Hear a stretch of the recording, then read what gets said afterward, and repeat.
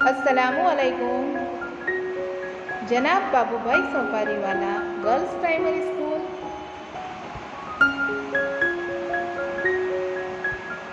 कक्षा 6 विषय हिंदी।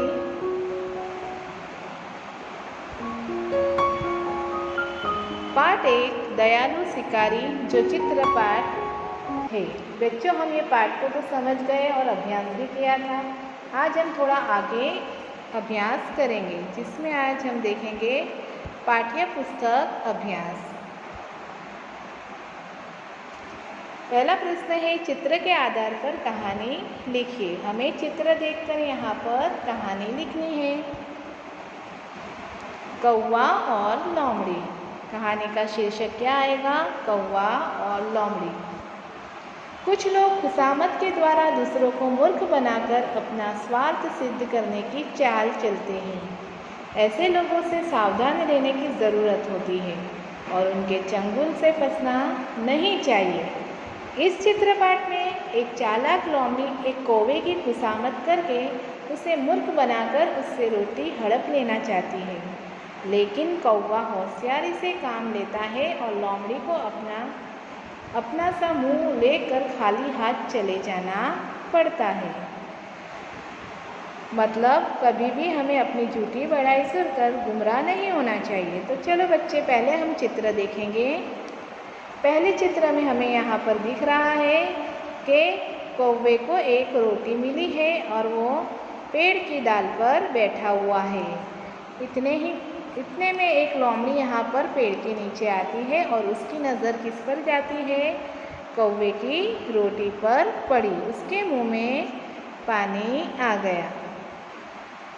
लोमड़ी के मुंह में रोटी देखकर पानी आ गया। उसने सोचा, कौवे को मूर्ख बनाकर कैसे उससे रोटी ले लूँ।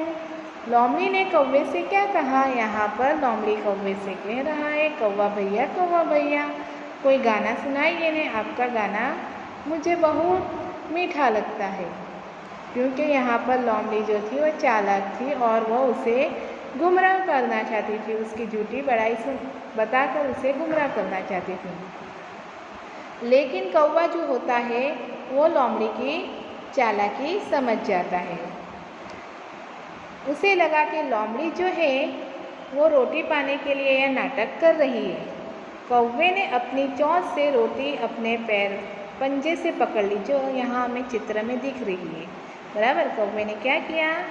जो रोटी उसकी चोंच में थी वो उसने अपने पंजे से पकड़ ली ताकि वो नीचे ना गिर सके, और वह ज़ोर ज़ोर से काम करने लगा।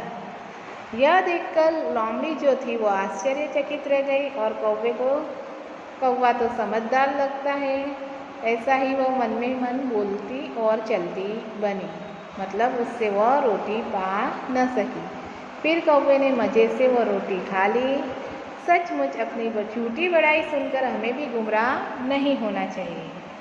समझ में आई बच्चों कहानी? अब हम देखिए कहानी को। एक बार एक कौवे को एक रोटी मिली। हम चित्र द्वारा समझ गए हैं, लेकिन फिर से एक बार देख ले कि एक बार एक कौवे को एक रोटी मिली। वो रोटी लेकर उड़ता हुआ एक पेड़ की डाल पर जा बैठा। इतने में एक लोमड़ी पेड़ के नीचे आई। उसकी नज़र कौवे की रोटी पर पड़ी। उसके मुंह में पानी आ गया। उसने सोचा, कौवे को मूर्ख बनाकर मैं उससे रोटी ले लूँ। कौवे को रोटी मिली और वह पेड़ पर बैठा। तभी वहाँ पर कौन आई? लोमड़ी आई और वह उससे वह रोटी ले लेना चाहती थी। लोमड़ी ने कौवे से कहा, कौवा भैया कोई गाना सुनाइए ना। आपका गाना मुझे बहुत मीठा लगता है।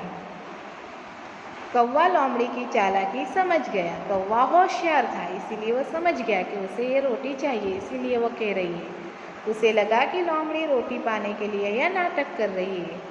कौवे ने अपनी चोंच की रोटी अपने पंजे से पकड़ ली और वह ज़ोर ज़ोर से काँव करने लगा। यह देखकर लोमड़ी आश्चर्यचकित रह गई। अरे, यह कौवा तो समझदार लगता है, ऐसा वह मन ही मन बोली और क्या किया, वहाँ से चलती बनी। फिर कौवे ने मज़े से रोटी खा ली। सचमुच अपनी झूठी बड़ाई सुनकर हमें भी गुमराह नहीं होना चाहिए। समझ में आई बच्चों ये कहानी? अब हम आगे का प्रश्न देखेंगे। निम्नलिखित शब्दों का विरोधी शब्द लिखकर उनका वाक्य प्रयोग करना है। पहले हमें विरोधी शब्द लिखना है, फिर उसका वाक्य प्रयोग करना है। पहला है दयालु निर्दयी।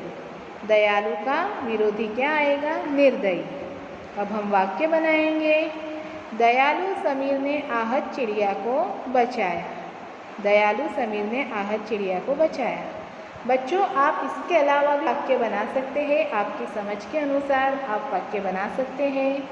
निर्दयी, शिकारी निर्दयी होते हैं। आगे देखें, बहुत थोड़ा क्या आएगा? बहुत थोड़ा। तो हम बहुत का बनाएंगे, तुम बहुत थक गए हो।